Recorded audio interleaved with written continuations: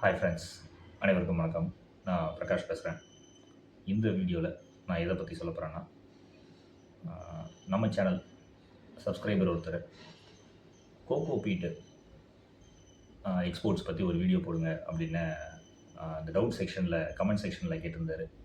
இப்போ நீங்கள் அவர் கேட்ட அந்த டவுட் தான் பார்த்துட்ருக்கீங்க. கோகோ பீட்டு மார்க்கெட்டு, கோகோ பீட்டுக்கு டிமாண்ட் இருக்குதா கல்ஃப் கண்ட்ரியில்?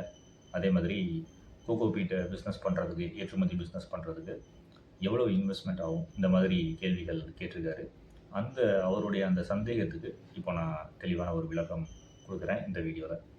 கோகோ பீட்டு அப்படின்ற ப்ராடக்ட்னா ஃபஸ்ட்டு என்ன அப்படின்றத நான் சொல்கிறேன். இது நிறைய பேருக்கு தெரிஞ்சிருக்கும், சில பேருக்கு தெரிஞ்சிருக்காது. கோகோ பீட் அப்படின்றது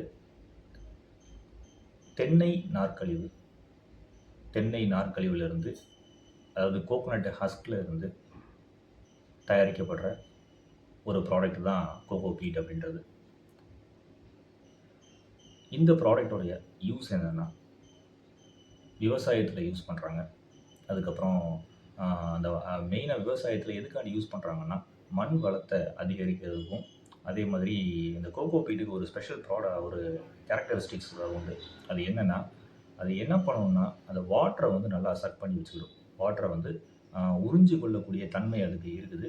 தேவைப்படும் போது என்ன பண்ணும் அப்படின்னா, அந்த தண்ணியை வந்து ரிலீஸ் பண்ணக்கூடிய ஒரு எபிலிட்டி இருக்கக்கூடியது தான் அந்த கோகோ பீட்டுன்ற ஒரு ப்ராடக்ட்டு. இப்படிப்பட்ட ஒரு ப்ராப்பர்ட்டி இருக்கிறதுனால இந்த ப்ராடக்டை எதில் பயன்படுத்துகிறாங்கன்னா, விவசாயத்தில் செடிகளை வளர்க்குறதுக்கு பயன்படுத்துகிறாங்க. இந்த ஒரு பொருள் இதுக்கு கல்ஃப் கண்ட்ரியில் டிமாண்டு இருக்குது. கல்ஃப் கண்ட்ரியில் மெயினாக எதுக்காண்டி யூஸ் பண்ணுறாங்கன்னா, கமர்ஷியல் லேண்ட்ஸ்கேப்பில் யூஸ் பண்ணுறாங்க. லைக் பார்க்கில் யூஸ் பண்ணுறாங்க. அதுக்கப்புறம் கோல்ஃப் கோர்சஸ் அதில் யூஸ் பண்ணுறாங்க. அண்ட் தென் விவசாயத்துக்கும் யூஸ் பண்ணுறாங்க. மெயினாக கல்ஃபில் என்ன யூஸ் பண்ணுறாங்கன்னா, என்ன குவாலிட்டி ப்ரிஃபர் பண்ணுறாங்கன்னா, லோ ஈசி இதுதான் ப்ரிஃபர் பண்ணுறாங்க. Low EC coco peat. அதாவது கோகோ பீட்லேயே 2 விதமான வெரைட்டி இருக்குது மெயினாக. ஒன்று லோ ஈசி சீவ்டு அப்படிம்பாங்க. அதில் சீவ்டும் இருக்குது, அன்சீவ்டும் இருக்குது. லோ ஈசி கோகோ பீட்டும்பாங்க. இன்னொன்று ஹை ஈசி கோகோ பீட்டும்பாங்க. மெயினாக கல்ஃபில் ப்ரிஃபர் பண்ணுறது லோ ஈசி கோகோ பீட்டு தான். குறிப்பாக தோட்டக்கலை, நான் சொன்னேன்ல, லைக் பார்க்கு இந்த மாதிரி இடத்துலலாம் யூஸ் பண்ணுறதுக்கு இந்த லோ ஈசி சீவ்டு கோகோ பீட்டு தான் யூஸ் பண்ணுறாங்க. அண்ட் தென் அதுக்கப்புறம் நம்ம தமிழ்நாட்டில் மெயினாக பொள்ளாச்சியில் கோகோ பீட்டு உற்பத்தியாளர்கள் ஏகப்பட்ட பேர் இருக்காங்க. அவங்க உற்பத்தியும் பண்ணுறாங்க, அதே மாதிரி ஏற்றுமதியும் பண்ணுறாங்க. ஒருவேளை நீங்கள் ஒரு மெர்ச்சன்ட் எக்ஸ்போர்ட்டராக மாறணும் அப்படின்னு நினச்சிங்கன்னா, நீங்கள் இந்த உற்பத்தியாளர்களை சந்தித்து நீங்கள் அவங்கக்கிட்ட இந்த ப்ராடக்டை, கோகோ பீட்டு ப்ராடக்டை நீங்கள் பர்ச்சேஸ் பண்ணிவிட்டு உங்களுடைய பிராண்டிங்கில் பேக் பண்ணி கஸ்டமைஸ் பண்ணி நீங்கள் என்ன பண்ணலான்னா ஏற்றுமதி செய்ய முடியும். அதே மாதிரி கேரளாலையும் என்ன பண்ணுறாங்கன்னா, கோகோ பீட்டு என்ன பண்ணுறாங்கன்னா உற்பத்தி பண்ணி அதை எக்ஸ்போர்ட் பண்ணுறாங்க. இதுக்கான மினிமம் இன்வெஸ்ட்மெண்ட்டு என்ன வரும் அப்படின்றத நான் சொல்கிறேன். கோகோ பீட்டு அப்படின்ற இந்த ப்ராடக்டை நீங்கள் ஒரு மெர்ச்சன்ட் எக்ஸ்போர்ட்டராக நீங்கள் ஏற்றுமதி பண்ணணும்னு நினச்சிங்கன்னா, நீங்கள் ஒரு மேனுஃபேக்சரர்கிட்ட கோகோ பீட்டை வாங்க வேண்டியதாக இருக்கும். அதுக்கப்புறம் நீங்கள் அதுக்கான அந்த ஒரு பேக்கேஜிங் இதை அரேஞ்ச் பண்ண வேண்டியதாக இருக்கும். அண்ட் தென் டொமஸ்டிக் டிரான்ஸ்போர்ட்டேஷன் பண்ணணும். அதுக்கப்புறம் அதாவது போர்ட் வரைக்கும் எடுத்துகிட்டு வரணும். அண்ட் தென் அங்கே என்ன பண்ணணுன்னா, கண்டெய்னர் ஃப்ளைட் ஸ்டேஷனில் நம்ம அந்த சிஎஃப்எஸில் கஸ்டம்ஸ் கிளியரன்ஸ்லாம் நடக்கும். அப்போ ஒரு ஷிப்பிங் ஏஜென்ட்டுக்கு நீங்கள் பே பண்ண வேண்டியதாக இருக்கும்.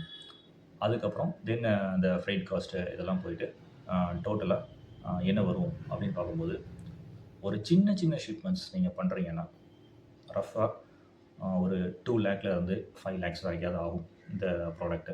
நீங்கள் மெயினாக என்னென்னா, இதுக்கான அந்த ஒரு பையர் சின்ன சின்ன குவான்டிட்டி வாங்குறதுக்கு ஆள் இருந்தாங்க அப்படின்னா இட்ஸ் ஓகே. பட் மெயினாக இந்த மாதிரி ப்ராடக்ட்டுக்கெல்லாம் ஃபுல் கண்டெய்னர் இருக்கக்கூடிய பையர்ஸ் தான் இருக்கிறாங்க. அதனால் மேனுஃபேக்சரிங் எக்ஸ்போர்ட்டராக இருந்தால் தான் இந்த மாதிரி ப்ராடக்ட்லாம் சக்ஸஸ் பண்ணுறதுக்கான வாய்ப்புகள் அதிகம்.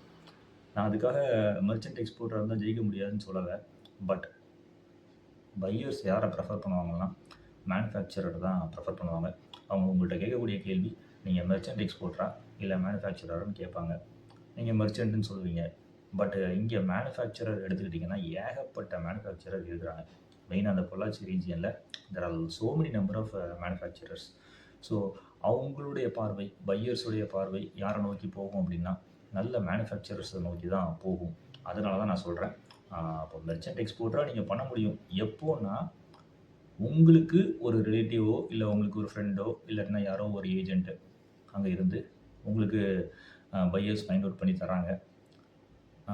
அவங்களுடைய அந்த ஒரு இன்ஃப்ளூயன்ஸ் மூலமாக உங்களுக்கு பையர்ஸ் கிடைக்கிறாங்கன்னா தெர் இஸ் ஏ சான்ஸ் நீங்கள் ஒரு மெர்ச்சன்ட் எக்ஸ்போர்ட்டராக மாதிரி நீங்கள் ஏற்றுமதி பண்ணலாம். ஆனால் நீங்களே சொந்தமாக யாருடைய உதவி இல்லாமல் ட்ரை பண்ணுறீங்கன்னா நிச்சயமாக பையர்ஸ் என்ன பண்ணுவாங்க அப்படின்னா மேனுஃபேக்சரர்ஸை நோக்கி தான் போவாங்க.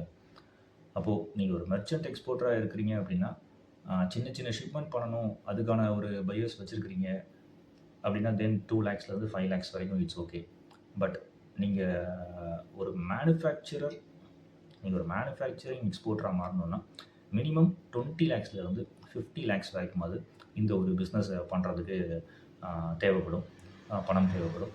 பிகாஸ் நீங்கள் வந்து அந்த ஒரு யூனிட்டை செட் பண்ணணும். அதாவது அந்த யூனிட்டில் என்ன பண்ணணும் அப்படின்னா கோகோனட்டை நீங்கள் அந்த ஒரு ரா ஹஸ்கை வாங்கணும், அண்ட் தென் அதை வந்து ட்ரை பண்ணணும், காய வைக்கணும், அண்ட் தென் அதுக்கப்புறமா அதை வந்து நிறைய ப்ராசஸிங்லாம் பண்ணி அண்ட் தென் ஃபைனலாக அந்த ஒரு இந்த பிளாக்ஸ் ஷேப்பில் வரும். அந்த மாதிரி பிளாக்காக என்ன பண்ணணும்னா கோகோனட்ஸை அந்த மெஷின் மூலமாக ப்ரொடியூஸ் பண்ணி அந்த ஒரு கோகோ பீட்ஸை தயாரிக்க வேண்டியதாக இருக்கும். அப்போ ஒரு மேனுஃபேக்சரராக நீங்கள் மாறும்போது அதுக்கான அந்த ஒரு காஸ்ட்டு அப்ராக்சிமேட்டாக 20 lakhsலேருந்து அந்த யூனிட் செட் பண்ணுறதுக்கு 20 lakhsலேருந்து ஒரு 50 lakhs வரைக்கும் அது தேவைப்படும். அண்ட் தென் நீங்கள் என்ன பண்ணிக்கலாம்னா எவ்வளோ கண்டெய்னர்னாலும் நீங்கள் ஏற்றுமதி பண்ண முடியும். If you found a very good buyer or a more number of buyers in Gulf countries. நான் ஆல்ரெடி சொல்லிட்டேன் கல்ஃப் கண்ட்ரீஸில் என்ன பர்பஸ்க்காண்டி இதை பர்ச்சேஸ் பண்ணுறாங்க அப்படின்ட்டு. லைக் பார்க்ஸில் யூஸ் பண்ணுறதுக்கு அண்ட் தென் ஹார்டிகல்ச்சர், அதாவது தோட்டக்கலையில் யூஸ் பண்ணுறாங்க, விவசாயத்தில் யூஸ் பண்ணுறாங்க. ஸோ இதுக்கெல்லாம் கல்ஃப் கண்ட்ரீஸில் யூஸ் பண்ணுறாங்க. நல்ல ஒரு டிமாண்ட் இருக்குது. பட் என்னென்னா ஹை காம்படிஷனும் இருக்குது. என்ன ஹை காம்படிஷன்னா பொள்ளாச்சி ரீஜியனில் மட்டுமே there are so many number of manufacturers for this product. அதனால் இது வந்து ஒரு ஹை காம்படிட்டிவ், அதிகமான ஒரு காம்படிஷன் இருக்கக்கூடிய ஒரு பொருள், குறிப்பாக ஏற்றுமதியில். கோகோ பீட்டை ஏற்றுமதி பண்ணுறதுக்கு என்னென்ன டாக்குமெண்ட்ஸ்லாம் தேவைப்படும் அப்படின்றத நான் சொல்கிறேன். மெயினாக ஃபஸ்ட்டு நீங்கள் ஐஇ கோடு வச்சுருக்கணும், இம்போர்ட் எக்ஸ்போர்ட் கோடு இருக்கணும், அண்ட் தென் நீங்கள் ஏடி கோடு அப்படிம்பாங்க, ஆத்தரைஸ்டு டீலர் கோடு, அது நீங்கள் ரெஜிஸ்டர் பண்ணியிருக்கணும் எல்லா போர்ட்லேயும். அப்படி இல்லாட்டினா நீங்கள் எந்த போர்ட் வழியாக ஏற்றுமதி செய்ய போகிறீங்களோ அந்த போர்ட்டில் ரெஜிஸ்ட்ரேஷன் பண்ணியிருக்கணும், ஏடி கோட் ரெஜிஸ்ட்ரேஷன் பண்ணியிருக்கணும். இது மஸ்ட்டு. அப்போனா தான் நீங்கள் அந்த போர்ட் வழியாக ஏற்றுமதி செய்ய முடியும். அதுக்கப்புறம் எக்ஸ்போர்ட் டாக்குமெண்ட்ஸ் மெயினாக எடுத்துக்கிட்டிங்கன்னா உங்கள் கையில் நான் சொன்ன மாதிரியே கமர்ஷியல் இன்வாய்ஸ் இருக்கணும், அதுக்கப்புறம் பேக்கிங் லிஸ்ட்டு இது இருக்கணும், அப்புறம் சர்டிஃபிகேட் ஆஃப் ஆரிஜின் இருக்கணும், and then phyto sanitary certificate, fumigation certificate, இதெல்லாம் மஸ்ட்டு. இது தவிர நீங்கள் என்ன பண்ணியிருக்கணும்னா காயர் போர்டில் நீங்கள் ஒரு மெம்பராக இருக்கணும். காயர் போர்டு வந்து கொச்சினில் இருக்குது. அந்த போர்டில் நீங்கள் ஒரு மெம்பராக இருந்தால் தான் நீங்கள் ஆர்சிஎம்சி சர்டிஃபிகேட் உங்களுக்கு தருவாங்க. அந்த ஆர்சிஎம்சி சர்டிஃபிகேட் இருந்தால் தான் கோகோ பீட் ப்ராடக்டை நீங்கள் ஃபாரினுக்கு எக்ஸ்போர்ட் பண்ண முடியும். ஸோ இதெல்லாம் மேண்டேட்ரி.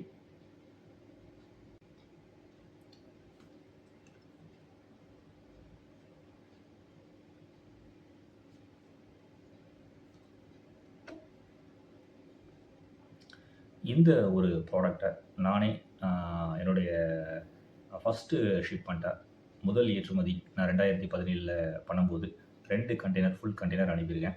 ஒரு கண்டெய்னர் ஃபுல்லாக லோ ஈசி கோகோ பீட் அனுப்பினேன். அதே மாதிரி இன்னொரு கண்டெய்னர் ஃபுல்லாக ஹை ஈசி கோகோ பீட்டை அனுப்பினேன். இது எந்த கண்ட்ரிக்கு அனுப்புனேன்னா கிரீஸ்ங்கிற ஒரு நாட்டுக்கு அனுப்பினேன். இது நான் கிட்டத்தட்ட ஒரு 2017 நான் எக்ஸ்போர்ட் பண்ண விஷயம்.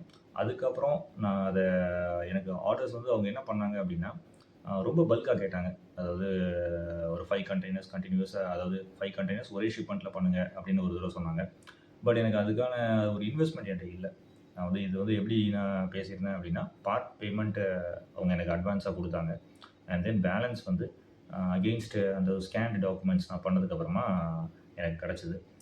ஆனா, அதுக்கப்புறம் அவங்க எனக்கு ஒரு 5 கண்டெய்னர்ஸ் ஆர்டர் குடுக்கும்போது, அந்த ஒரு பார்ட் பேமெண்ட் அவங்க என்னதான் குடுக்குறதா இருந்தாலும், பேலன்ஸ் பார்ட் பேமெண்ட் ரிஸ்க் எடுக்கக்கூடிய அந்த ஒரு ஃபினான்ஷியல் எபிலிட்டி எனக்கு அந்த டைம்ல எனக்கு இல்ல. ஸோ, அதனால நான் வந்து ஹெசிடேட் பண்ணேன். அண்ட் தென் அதுக்கப்புறம் அவங்க என்ன பண்ணிட்டாங்க அப்படின்னா, எனக்கு ஆர்டர்ஸ் வரல எனக்கு. பிகாஸ் நான் ஹெசிடேட் பண்ணதுனால, ஆ எனக்கு ஆர்டர்ஸ் வராம போயிருச்சு. பட் எல்லாருக்குமே இதே சிச்சுவேஷன் வரும் அப்படின்றது கிடையாது. நீங்க ஒரு உற்பத்தியாளரா இருந்தீங்க அப்படின்னா, நிச்சயமா ஒரு வாய்ப்பு உங்களுக்கு இருக்குது. என்னுடைய அடுத்த வீடியோல நான் வேற ஒரு நல்ல பதிவோட உங்கள வந்து சந்திக்கிறேன்.